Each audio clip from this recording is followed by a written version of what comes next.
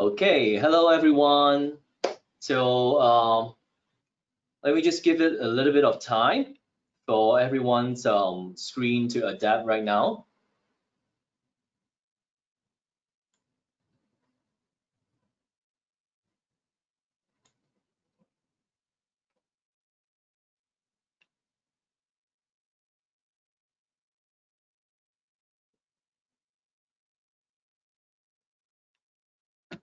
Okay, so thank you for coming for our webinar today. We are going to discuss, we have invited a few students today to talk about globalizations.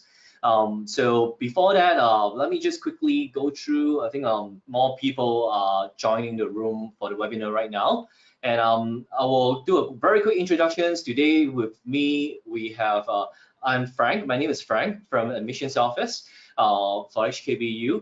And then today with me, we have three students. One, it's Claire. Claire is a student from the Faculty of Arts. And we have Minjing here today for a fourth-year students from Faculty of Science. And we have Ahmad, third-year students from the School of Business. Okay, so a quick rundown today is I'm going to do a quick introductions, about 5 to 8 minutes, to tell you some of the things relating to our topic today, what we're going to discuss, and some information before that. And then each of the three students is going to share their experience at HKBU and also outside of HKBU on what kind of experience they actually get, what kind of things they actually participated during these few years. So let me just start the webinar today. So to begin, I hope to ask one quick question first. So what does the word globalization or internationalizations in the university brochure means to you? I'm pretty sure that a lot of you who are actually looking for university probably this year or next year, then you will see a lot of university brochures, a lot of websites that say how globalized they are, how internationalized they are. So let me just throw out the first polling. I hope you can actually choose that, and then let me know what do you think.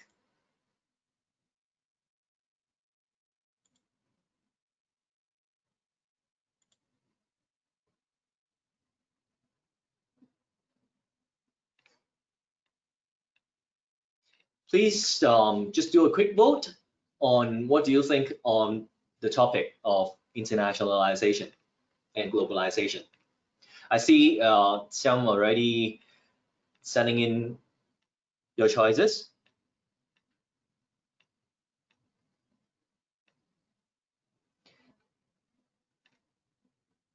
I'll just give a couple more minutes for you to choose.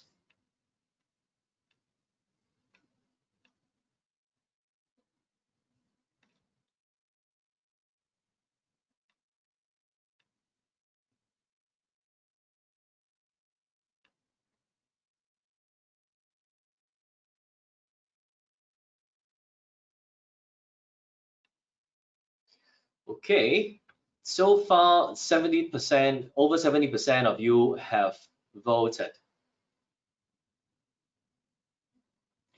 Okay, in the nick of time, I will close the poll right now and share with you the results. So so as you can actually see, 19% chooses the highly internationalized faculty members.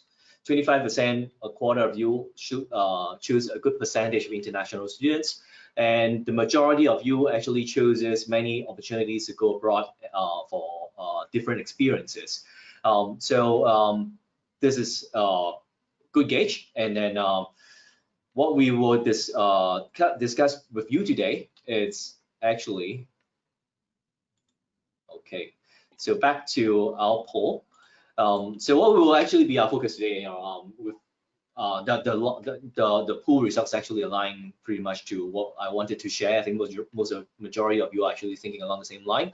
What are the abroad opportunities? for Hong Kong Baptist University, this year we have total, students, including a lot of you, 4 themes that we have. And one of the themes is actually to be global. And to us, what do be global means for us to, what are the things that we do to make sure that we stick to this theme. So we are going to discuss today the abroad opportunities and also the support for HKBU students once you enter the universities. And right before I start, I want to actually share that the international experience and also the support for us in terms of our students there's actually no boundary. So we do not give local students are not really that prioritized. So for even if you are international students or local students, you will still get the same support, be it financially and also be it in terms of opportunities from the universities. And just a quick run through on what kind of opportunities that we have in store for students. So once you join up with us as a freshman, so most of you who will choose, most of the program is actually based on 4-year. And right from the starting of year 1, there are actually numerous possibilities for you to actually join up in programs that can enable you to actually go, be it in Hong Kong or overseas. And those I will just do a very quick rundown. There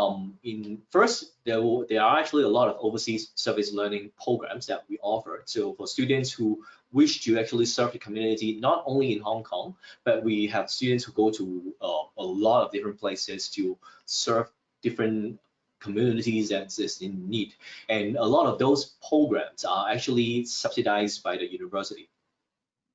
Second, there are numerous, since 2 to 3 years ago, we have started collaborating with a lot of overseas universities on double degree programs. And later on, I will share a bit more details about the double degree programs that you can choose to participate in. And meaning of double degree programs, in a lot of these programs will mean that half of your time is going to be spent in Hong Kong, and then half of your time be spent in other universities, be it in some different countries. We have options in Canada, in Australia, in the US, or in Europe for you to spend 2 years. And at the end of 4 years, you can actually get a degree from HKBU, and then you will also get a degree from the participating overseas universities. So all in all, in 4 years, meaning that you will actually get 2 degrees.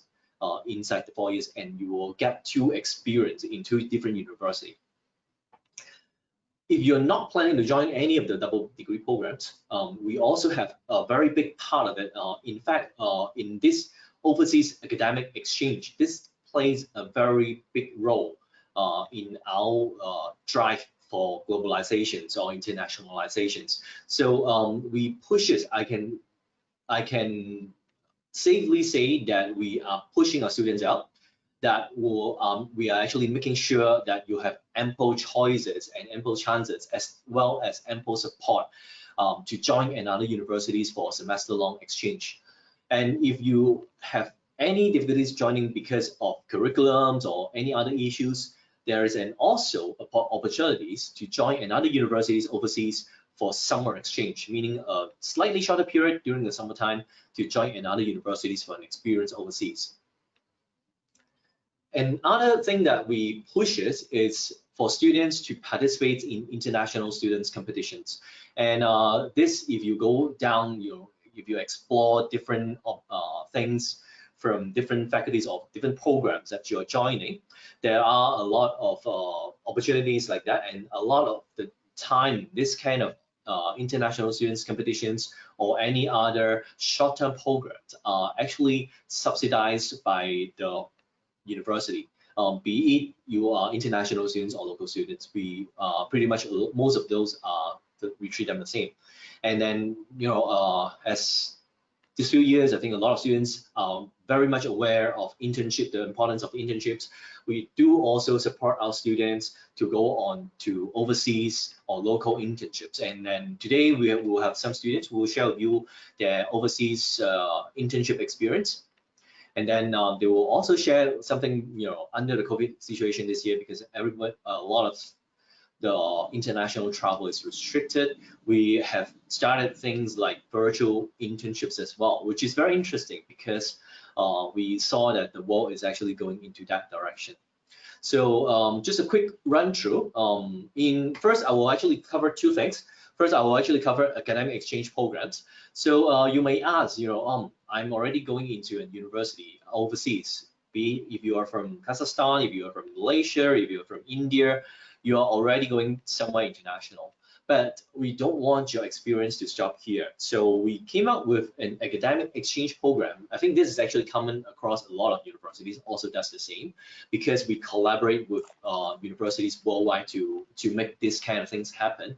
But what does this actually mean? It means that students, if you are local students or international students, or you can join these programs and you do not have to pay for the tuition fees of the other party. So for example, if I want to go to USA for one semester, if I want to join, say, Syracuse or destinations like that, you only have to continue paying HKBU's tuition fee, and then you can actually go. And apart from that, we have some financial assistance for all students, which I will also touch about, to make sure that you have an equal chance of participating in such programs. In fact, a high percentage of our undergraduate students will actually go into participating in one of these programs. Later on, our students will also share with you their experience in academic exchange. So where to go? We have over 350 partners covering 50+ destinations. And then usually students can apply from year one and then arrange either one semester or 1 year exchange from the year 2 to year 4 of their studies. So going from where to go, if you're interested to know, if you haven't joined us yet, I think, but then you are so much into planning your studies time during the universities, go on to our international office website, which is down here on the possible destinations. They segment destinations by things like top universities worldwide, hidden gems, economic drivers, Belt and Road countries, places where there's a lot of historical things, nature destinations. So you choose what suits you, and of all these different options, the cost of going to an exchange in these different countries all varies. So it will depend on your choice. And just now I actually talked about financial assistance. Financial assistance from us, for all students, we will sponsor each student one time during their whole academic lifespans in their undergraduate years. So it depends on the destinations to go to. For example, if I'm going to, in this little chart, if I'm going to Canada for one semester, then the amount of sponsorship from the university is around $2,500 US. So later on, our students will also break down the cost of going on exchange and sponsorships plus scholarships opportunities that's actually available to students, including international students. And the next one that I have touched on previously is our double degree. So currently we run double degree with these 5 universities, including University of Queensland, Simon Fraser in Canada, Kominsky University is a very good top business school in Poland, Sciences Po in France, and also the University of Missouri in USA. So the choices are among different collaborating faculties and schools. So you can see, for example, for the case of Simon Fraser, and then if you enter our School of Business, then and then you choose to go on to this particular program. So you will graduate with a BBA from HKBU and also graduate with a BBA from Simon Fraser University. So on and so forth. So these are the options across different faculties and schools that you can plan your route, once you enter the university. And how does it work? So in order to participate for double degree programs, students have to be first accepted and started your study with HKBU. So that's actually step 1. And then after you enter the university, then you will apply for the double degree program in your semester 1. And once you go through, then there are things that actually kicks in, like your CGPA. So your first semester results will be important. So we'll take a look at the CGPA, and then most of it will have an admission interview. So after you pass these 2 stages, and then we talk about financial assistance from academic exchange, and also for some degrees, because different universities have different settings.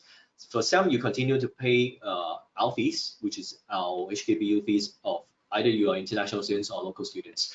And then for some, you have to top up a little bit to pay the participating universities fees. So it won't be a huge difference of fees from our fees that we charge. And so basically, those are the 2 programs I want to share with you today. And then right now, I will pass the floor to our 3 students who are with us today. So I have first Minjing.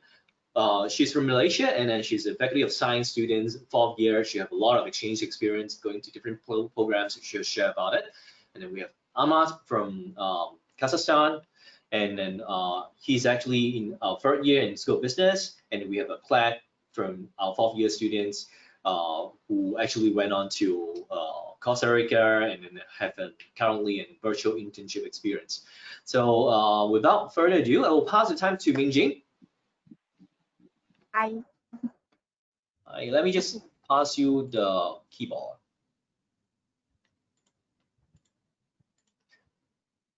Okay, so you should be able to click now.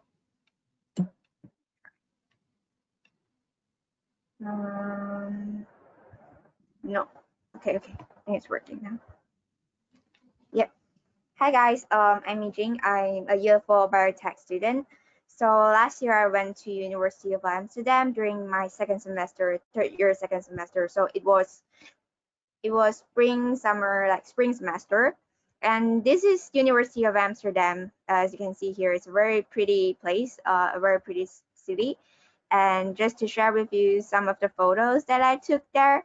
So basically in Amsterdam, there's a lot of natural sceneries, and architectures are really beautiful. It's a typical, I would say, a very typical European city. So it's very enjoyable. Oh, and just to show you this before I come here, can you see the picture in here in the middle? So I feel like it's quite interesting words that they put on the street, like spread picture, not the virus, and it's asking people not to touch the bicycle. So you can see all sorts of like funny and cute little stuff in the city if you try to observe like carefully. And then because I went there on spring, so I was lucky that I could go to the spring, I think they call it the cherry blossom park. So it's the first time I see cherry blossom, and you can see in the picture it's really, really beautiful. And I don't know if it's a lucky thing or an unlucky thing, but because of COVID, there's not a lot of people that time. So yeah. I didn't have a lot of pictures with friends or traveling around. I basically just stayed in Amsterdam because of COVID. So and I also returned early to home at April. So I was my class is until end of May, but I came home earlier. But it's fine because all of the classes are done online. So that part, it's not that worrisome if you want to go on an exchange. Yeah. And then let me see. Okay, it's not working. Yeah. And then I would like to share a little bit of my own experience, some part that I wish I would have done earlier. So the first thing is where to go. That part, you need to evaluate your own financial support and a living cost. I think that's pretty much everyone will do that. But then the next thing is be sure to check what kind of course the university provide, and consult your academic advisor definitely before you make your final decision. And then when to go is for this one, check your course schedule. And I know you're a year 1, so this might sound early for you, but if you are able to do like a full arrangement of the 4 years, then you might be able to take some course earlier, or even if some courses are designed for you to take during year 3 or year 4, you can actually ask for exemptions of prerequisites so that you can take it during year 1 and year 2 course, your year 1 and year 2. Then you won't have that much of a workload cramp during your year 4 after you came back from your exchange.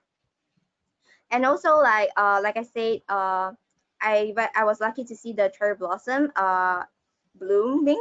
So if you want to see specific, like enjoy specific seasons, or like you want to go for any, like check if there's any special celebrations or festivals in the country that you want to go, and then see like what kind of celebration you want to go, then you can decide if you want to go on some 1 or some 2.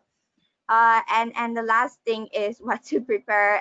Basically, for year 1 and year 2, I would say just study hard and get a good GPA, because that's really important for your scholarship application.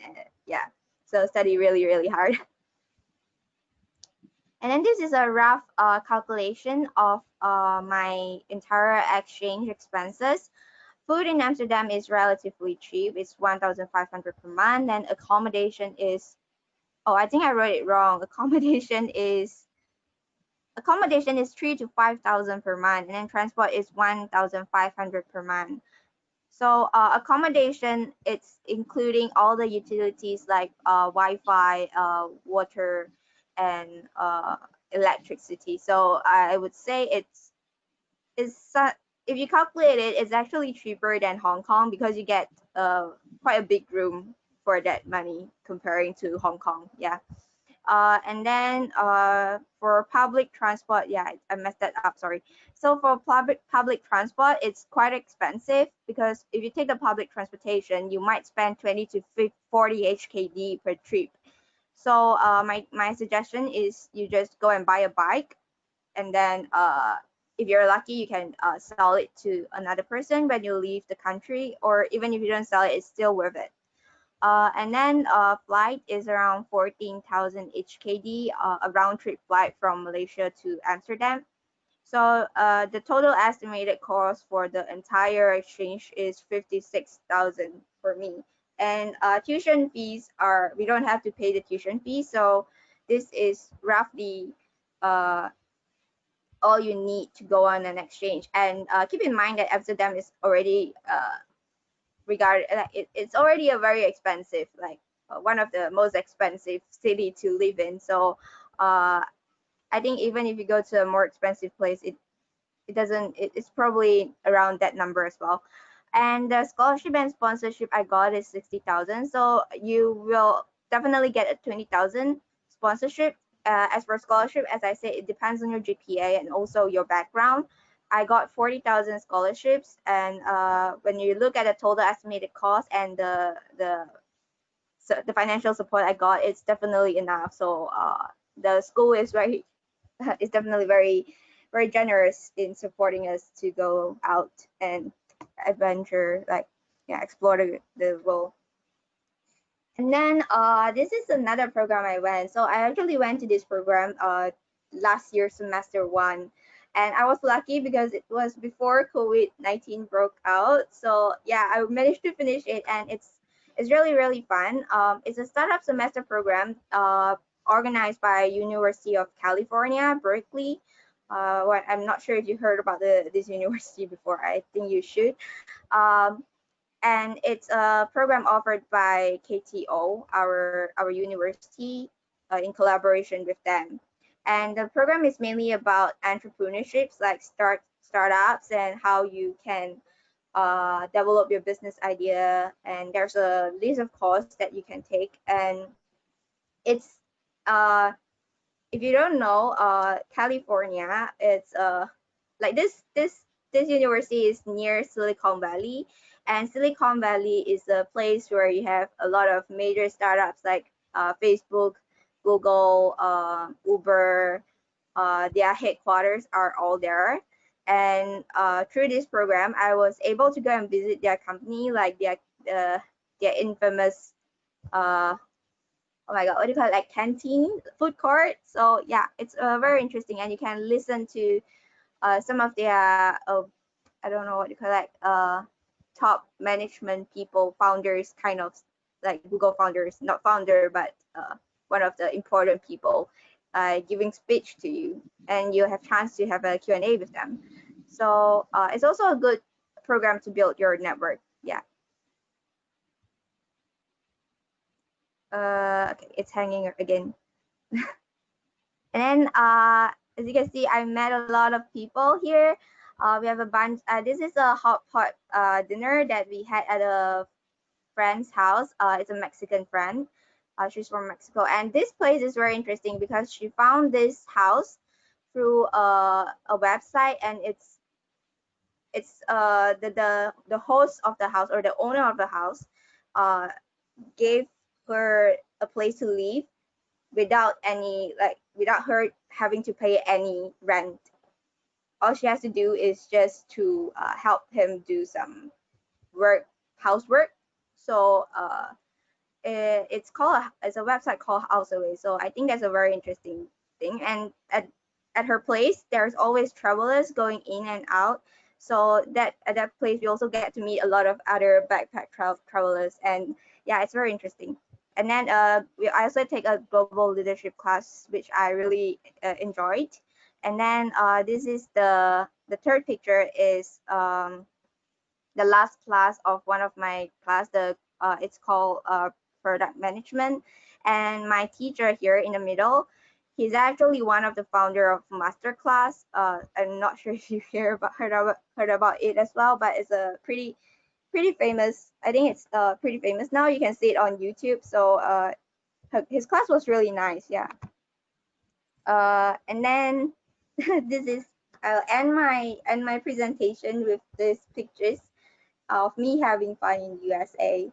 We traveled to a lot of places, not only California, like Los Angeles, Disney World, definitely, Universal Studio.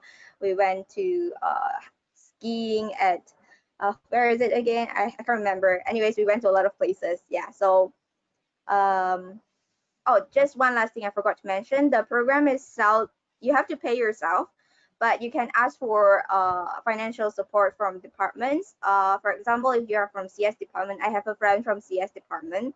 Their department covered the entire tuition fee of this program. So yeah, there's a lot of way where you can get financial support in our university. So don't worry. Yeah, that's the end. Thank you.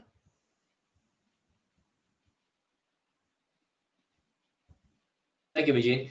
So next up, we'll have Ahmad from Kazakhstan to share about his program. Okay. Hello guys, my name is Almat. Yeah, I'm from Kazakhstan. So today I would like to share with you my internship experience in Singapore. So that we're three international student from Kazakhstan. So Kazakhstan is basically located in the center of Eurasia. So our university has students from every corner of the world, I would say. So I'm full scholarship recipient, and I'm majoring in finance and minoring in computer science. So after finishing my first year, I applied to Metropolitan attachment program. So basically, this program helps university students to find internship opportunities in Europe, USA, and Asia Pacific. So these destinations include Berlin, Munich, London, Melbourne, Seoul, Singapore, Taiwan, Toronto. Yeah, so many places where you can go for acquiring some work experience. So for my program, I went to Singapore and I was interned in Manulife Financial Advisors. So I was lucky enough to get into that company, and I'm really thankful to university for matching me with such relevant employee, where I have learned a lot of useful things for my future career. So I've been in Singapore for 6 weeks, and talking about the program cost, in total I have spent around 22,000 Hong Kong dollars, which is roughly 3,000 USD. So program fee, it costs 14,000, and it includes accommodation and also expenses for orientation events. It includes like some travel for first days in Singapore, and travel guide service. Also daily expense, it's roughly the same with Hong Kong, like 5,000 Hong Kong dollars for 6 weeks. And for air tickets, as Singapore is really close to Hong Kong, I have spent only 3,000 Hong Kong dollars. And also university offers scholarships for outstanding students to cover living costs. So for me, I got only 3,000 Hong Kong dollars to cover my air tickets. But some of my friends, I know the friends who got like around 5,000, 10,000 Hong Kong dollars to cover their living cost expense. So this is a photo of me with my supervisor at my company in Singapore. So in Singapore, I used to stay with my friends from Baptist University. Our university helped us to find accommodation, and roughly 10 of us, we stayed at the same hotel, and we had a great time. So you can see us celebrating one of our friends' birthday, and also, except from work, I get to know new culture, new place, and I've made new connections through this internship experience. Thank you.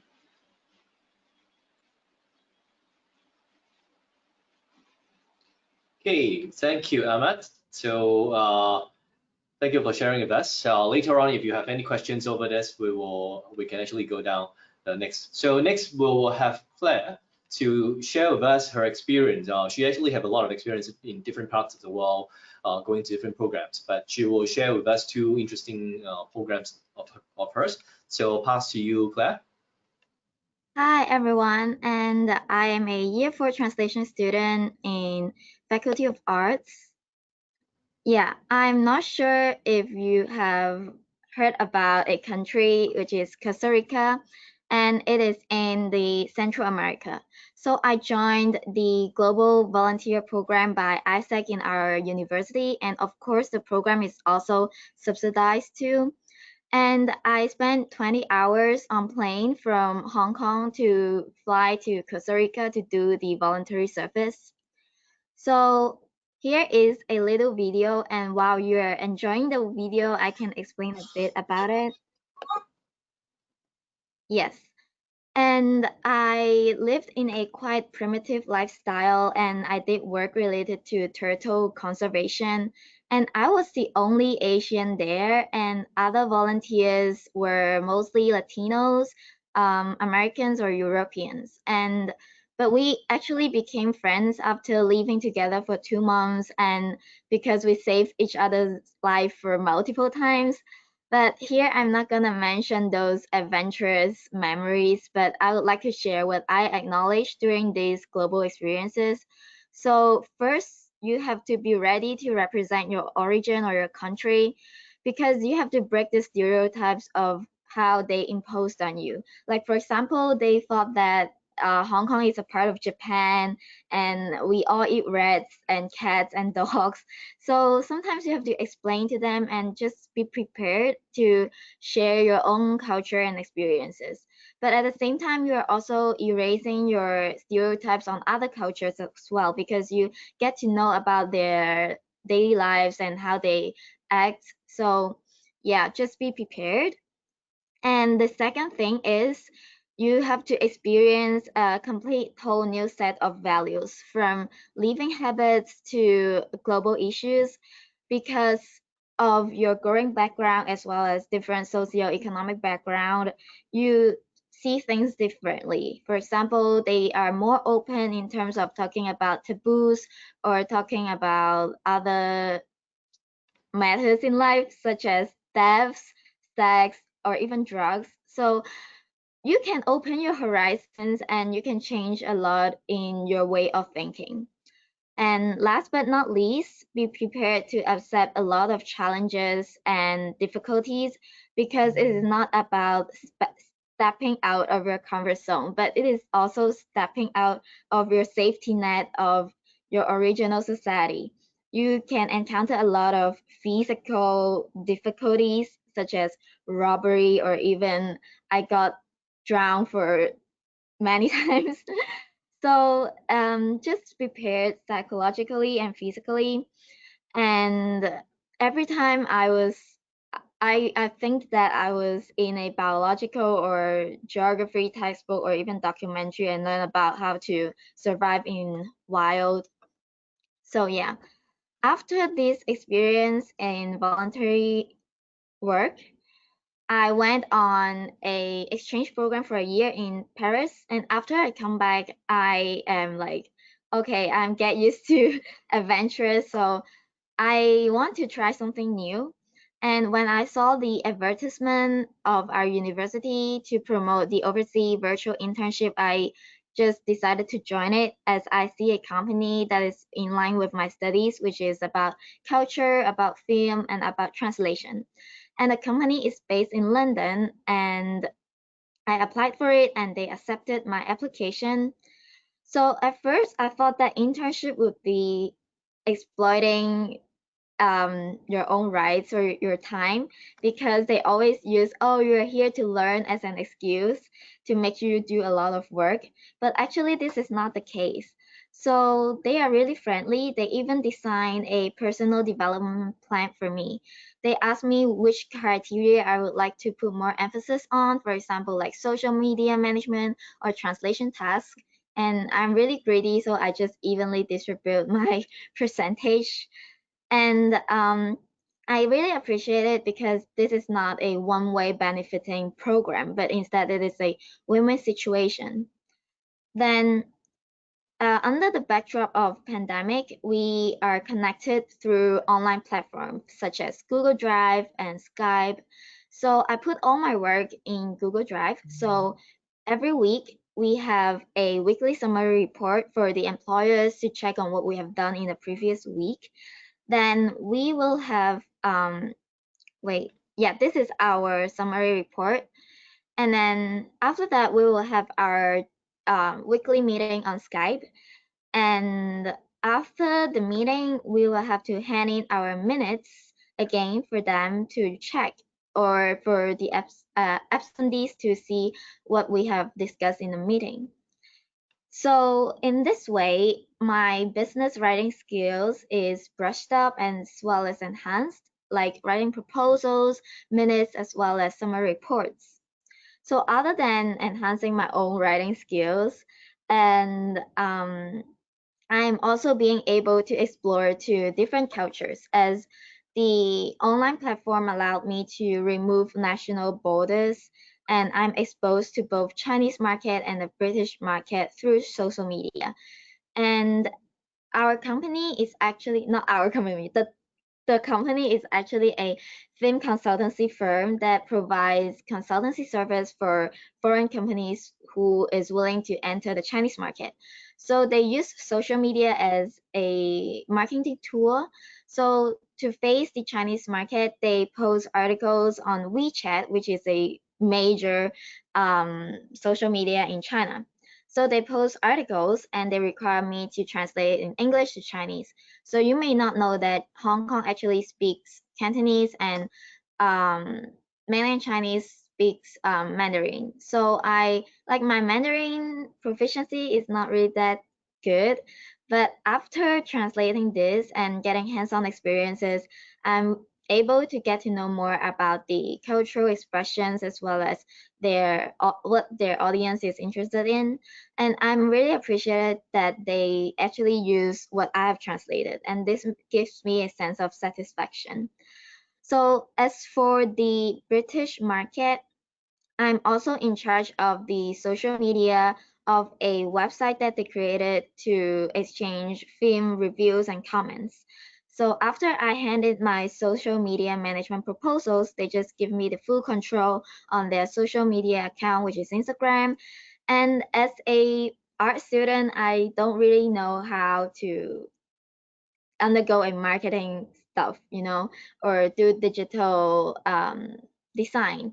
But after I got this experience, I get to know more about my audience, which is English speaking audience, mainly British. So I really appreciate their trust, because it is a small company, and exactly because they are small, so they are willing to give me a lot of important tasks to do. So what I want to express is that it doesn't really matter where you're at and are you there in person or not. So under this digital era, you can do whatever things you can and be global in anywhere and anytime. So thank you. Okay, so thank you, Claire. Okay, so right now we have a bit of time. So to see if the audience has any questions for our students representative today. Can any one of you who have any questions, leave it in the question box. So just open up the question box on the GoToWebinar panel, and then you can actually type any questions over there so that we can actually get back to you. So if you want to direct any questions to Mingjing, want to direct any questions to Ahmad, or to Claire, or to myself, anytime, please send it over in the questions and answer. Any questions?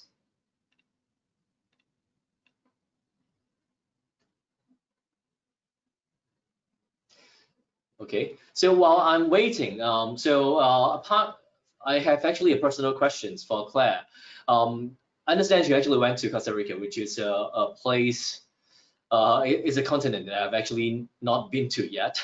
But what makes you go one step, to be the only one from HKBU to actually go there? So why did you actually make such a decision at that time?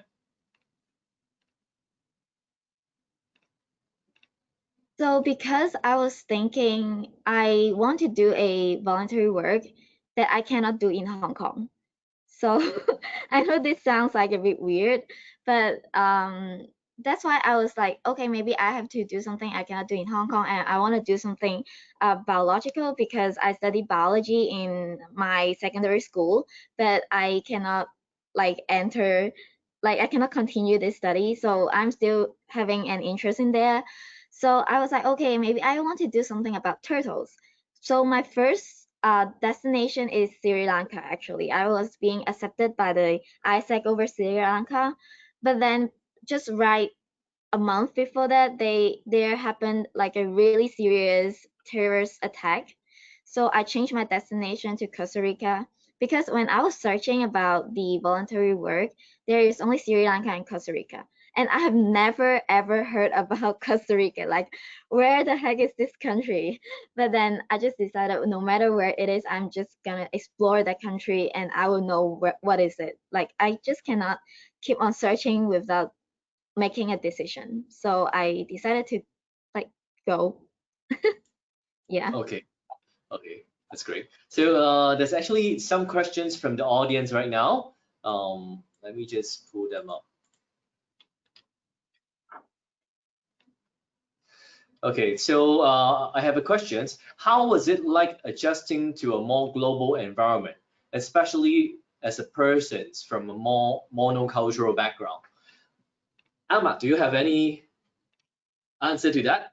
Prior to you coming to Hong Kong, have you been to other countries? How many did you spend most of the time in Kazakhstan before coming to Hong Kong? Actually, no. Hong Kong was my first country to visit, except Kazakhstan. So, Okay. So can you how do repeat? you actually adjust, to Hong Kong and also to Singapore when you were there? So actually, at the beginning, I was enjoying my everyday in Hong Kong, but after some time, I noticed that there are some cultural differences among people between me and between local people, and that Hong Kong is like is a place which requires you to be more active and to be more open-minded.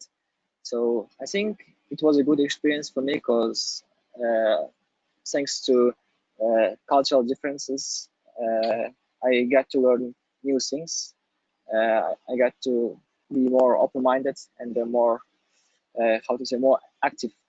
Because Hong Kong is a place which is an intense place, and it's, I would say, quite stressful place because there are many deadlines that you have to do. But there are advantages of such things as well, because you become a better person. So speaking about Singapore, Singapore is I would say is almost like Hong Kong, except for two differences. The first difference is that in Singapore there is more space.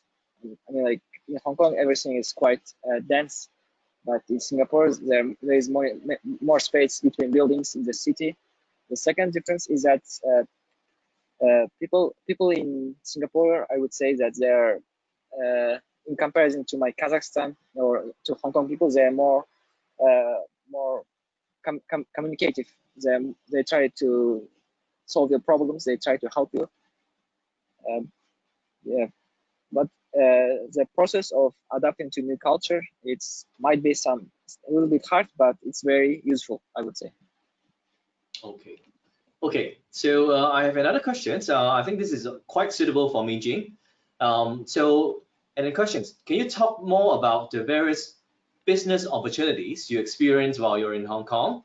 And how have this set up yourself for the future? You know, you went to a program in entrepreneurships, you're in a year 4.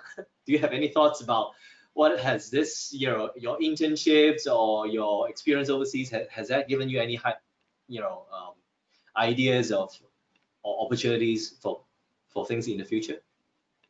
Well, to be honest, as a science student, I don't really know a lot of business opportunity, but if you're aiming for a startup, then yes, there's a lot of opportunities offered by the school. There is a lot of money and competitions and what do you call it? The hackathons. So there's a lot of those type of contests or even just subsidies if you provide, like if you submit a proposal that's legit and looks like plausible, the university will provide you with a fund, a seed fund that you can go and have your startup. So if you want to start your own business, then yes, definitely go for that. As for business internship opportunities, I think there's plenty in Hong Kong. Even if I'm a science student, I think there's plenty without going to do a detailed research. Yeah.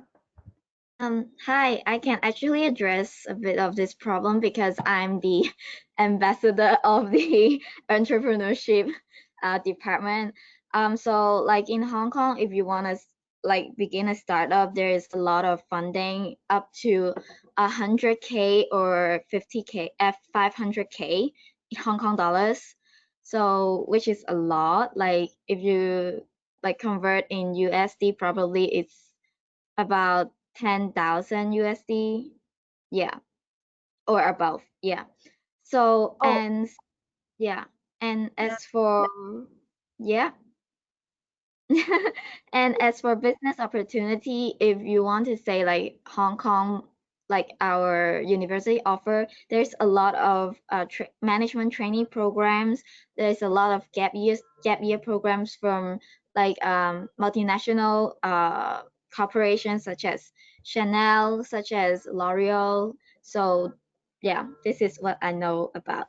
Thank you. Okay, so that's another question, which is quite, I think it's inspired by one of the photos that Claire showed us. You guys visited different places, so how did you cope with the effect you experienced, like rash? I think that's actually, when you're overseas alone, when you are faced with physical illnesses, how did you actually cope with that? So like I have been in a lot of physical like physical conditions, but then I think first thing is that you have to buy insurance. Definitely. Don't go anywhere without buying insurance. This is very important because if you have insurance, you can go to see a doctor that you can like claim back all your money. So definitely buy an insurance. And then the second thing is you have to like always stick with friends. So even if you are like going abroad like alone, meet some friends. Don't just be alone. Like if you go traveling, you can be staying in a hostel and then meet some backpackers. So when you have some like difficulties, you can have someone to call. And also always remember their emergency number so that you can call. Just don't go anywhere without knowing what is their police number. Yeah, and also try to know some of their languages. Like for example, I went to Paris. I have to know about, because they are like a country, like I'm not imposing stereotypes, but actually they don't quite, like they get more familiar with you if you speak French. So just learn a bit French or a bit of those languages. So when you have injuries, then you have pain, at least you can explain what you feel. Like I have a fever, I feel dizzy, and I like, at least you have to know these kind of words. Yeah, this is little tips that I can give you. Okay, so I think time is running up, but there's a few more questions, and one or two questions which are very good questions that okay, this questions I think I will be the one to answer. The question is, how do HKBU's overseas programs differ from those offered by other universities? You know, the reason why I'm not throwing this to the students panel, I think they only have experience with HKBU. So if you want to compare our programs and what are the differences, I would say if you compare to any other places, because Hong Kong, most of our programs down here are government funded. And in terms, just now, I think from the sharing, you will know that when students came in, who became our students, we do have a lot of financial sponsorship in terms of sponsorship or in terms of scholarship for them to actually go abroad. I think that's actually a thing that the Hong Kong government or the HKBU is actually supporting our students to a very great extent. So we do actually hope that all of our students who have this kind of experience without any background, even what kind of family background you're coming from, you will be able to find some programs that go outside of Hong Kong to attend to. And then in terms of funding, we do support generously. I think that's actually something that you have to consider. And then what are the supports or opportunities that HKBU have for students who may not have the opportunity to travel? I think this question is partly answered today. Claire actually shared with you, right now, I think this whole year, my job is supposed to do a lot of traveling, but we all can't fly. We all stuck, Minjin right now is in Malaysia, and we are some of us in Hong Kong. We can't be in one places, but then we are all tied in a platform like the one that we are doing today, on webinars. And then it's only this half a year that we know that we can perform a lot of our work online. So there's opportunity for virtual exchange. So virtual internship, which Claire actually shared. And another thing that I want to actually share is this semester, because of COVID-19, we have started a very extensive virtual exchange program, so that at the safety of Hong Kong, right in our hall, you can actually attend virtual exchanges with other universities partners, with other people around the world to attend courses from different parts of the world, to do project works with another part of the world, students from another part of the world, and then to, even without the need to travel, you can still participate in something relating to globalizations and internationalizations. So I think that's the questions that we can have today, because time is running out. Before that's the end of part one. Part two, I will be explaining a little bit on the application, because this is really the time for a lot of you who are planning your application this year. We'll do a quick introductions about the application systems and also HKBU. And then at this particular time, I would like to thank again for our student panel today, Minjing, Ahmad, and Claire, for your time today to share with the participants about your experience in Hong Kong. So thank you. Okay, so next on, I will quickly run through different courses and then also some of the application procedures at HKBU. Some of you who have already applied, or even accepted by the universities, you might listen or not listen to this part. But then for those of you who are planning to apply, especially this year or next year, please pay attention to this part. So Hong Kong, I'm not so sure if any of you have actually come to Hong Kong. I hope some of you have been to Hong Kong before, and a lot of you who hasn't been to Hong Kong might think of Hong Kong as the thing on the left, the picture on the left, because we are always portrayed by a city of a lot of opportunities, a lot of high-rise building, a financial center, a gateway to China, a trilingual city, and also education hubs. We are also a place where we allow graduates to stay on for jobs, and it's not very difficult to get a work visa after you graduate in Hong Kong. And in fact, if you stay for a total of 7 years, you can actually apply for the permanent residence in Hong Kong, which includes your undergraduate years. But then when we ask a lot of our international students like Ahmad, Minjing, they tell us that, Hong Kong is actually quite different. It is also a city of quality living.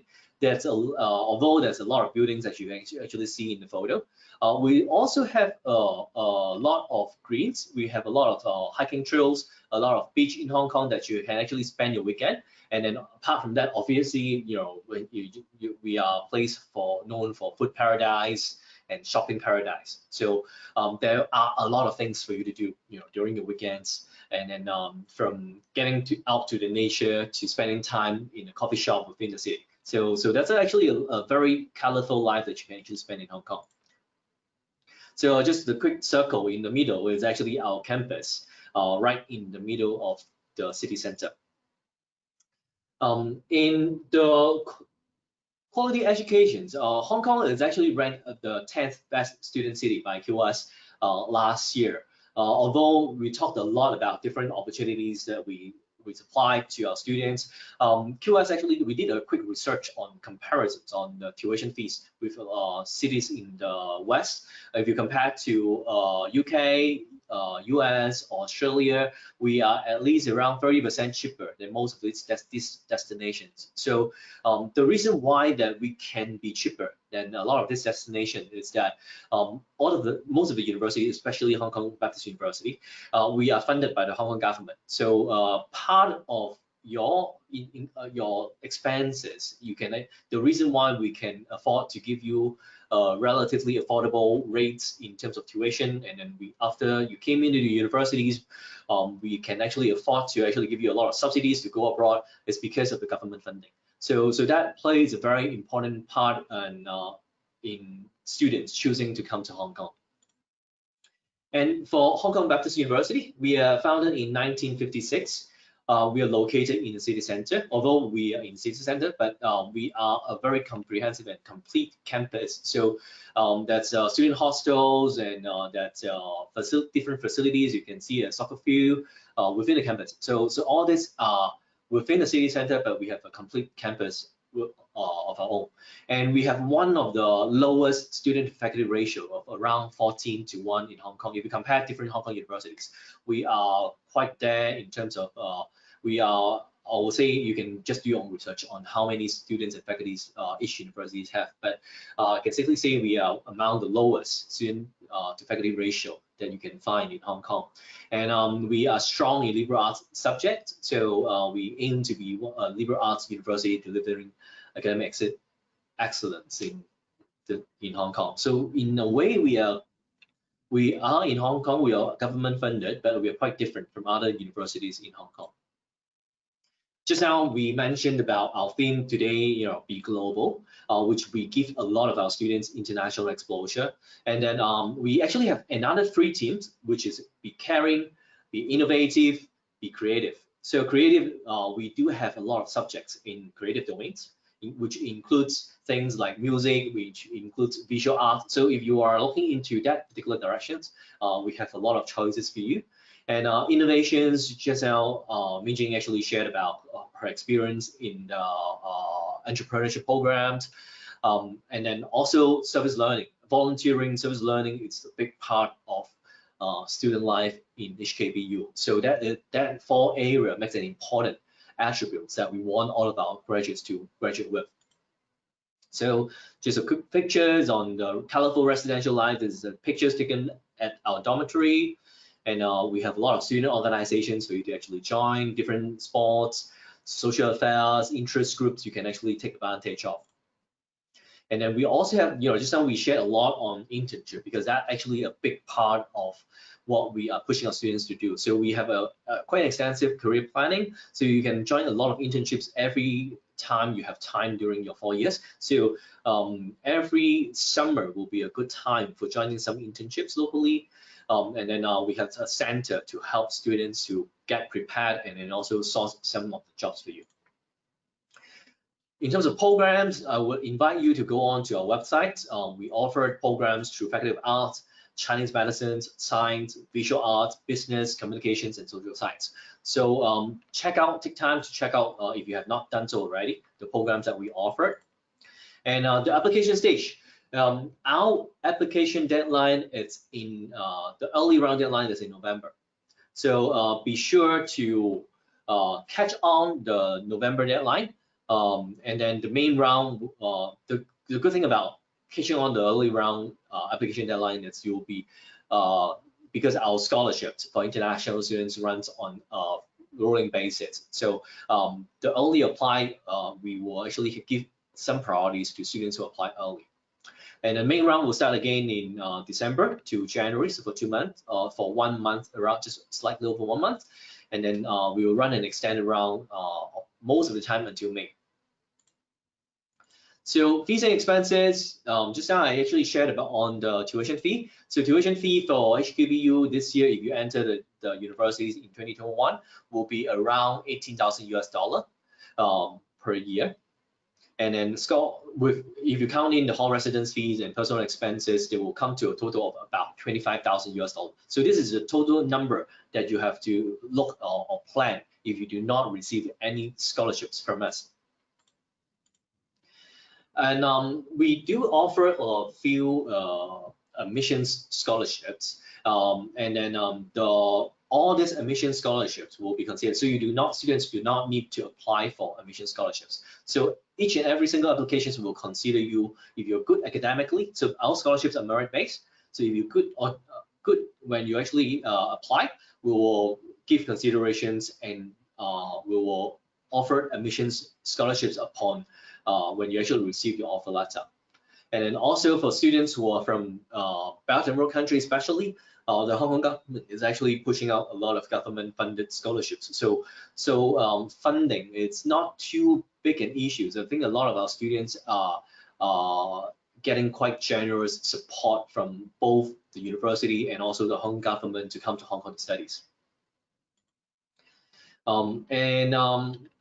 That's actually the part of sharing. So before I end the presentation here, so we are roughly about 1 hour a day. Do you have any questions you want to ask which relates to entrance and also scholarships or applications? Please ask now so that I can try to get back to you on all the questions.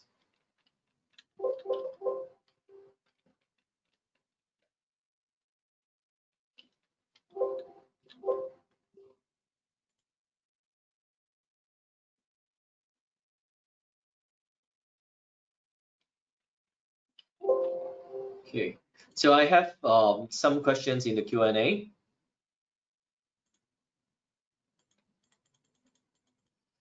How can one make themselves stand out more in a group interview?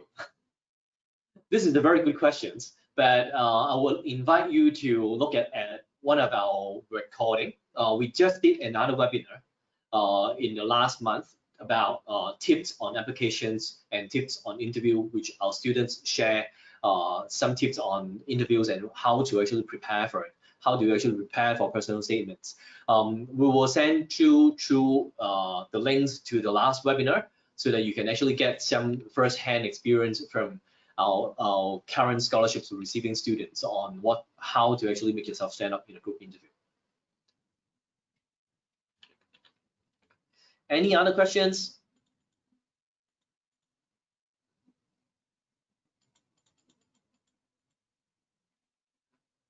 Okay, if not, on this page, we have some contacts please go up, use your phone to scan, come up, sign up for more informations. So leave your contact with us. Although today, if you have registered for this particular webinar, we will have your contact. But if you want to ask us any questions in particular, send us an email or reach us through Facebook and Instagram so that we can actually get back to you anytime with regards to your applications. Or if you are not coming in 2021, if you are planning to come to the universities in 2022 or even 2023, then let us know, connect with us so that we can actually give you some latest information that you can actually use that when you apply. And then also do not, if you have already started your application process, don't worry, our admissions manager will be in touch with you to guide you through the process of applications. And that's one of the things that, because we are a university that we say is we are caring universities, so we will actually reach out to you. And so if you have any questions along the way, feel free to connect with us, and we will try to actually give you a good answer, to try to help you along the way. So with that said, I think that's the end of today's sessions. So thank you for coming again, and if you please stay alert on our channels if you want to watch any other webinar, because we will be preparing webinars with help from different faculties or students to show you the live at HKBU and also the opportunities of different areas of that you will probably like to listen to. So stay tuned for our future webinars, and thank you.